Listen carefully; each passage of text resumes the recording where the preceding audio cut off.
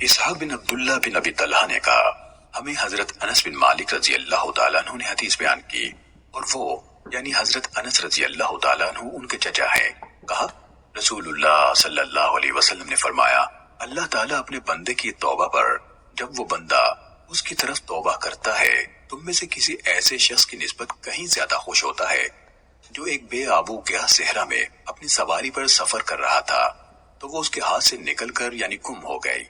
اس کا کھانا اور پانی اسی سواری پر ہے. وہ اس کے ملنے سے مایوس ہو گیا تو ایک درخت کے پاس آیا اور اس کے سائے میں لیٹ گیا.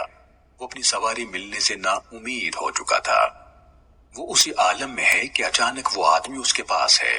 وہ اونٹنی اس کے پاس کھڑی ہے. اس نے اس کو نکیل کی رسی سے پکڑ لیا. پھر بے پناہ خوشی کی شدت میں کہہ بیٹھا اے اللہ تو میرا بندہ ہے اور میں تیرا رب ہوں. خوشی کی شدت کی وجہ سے غلطی کر گیا.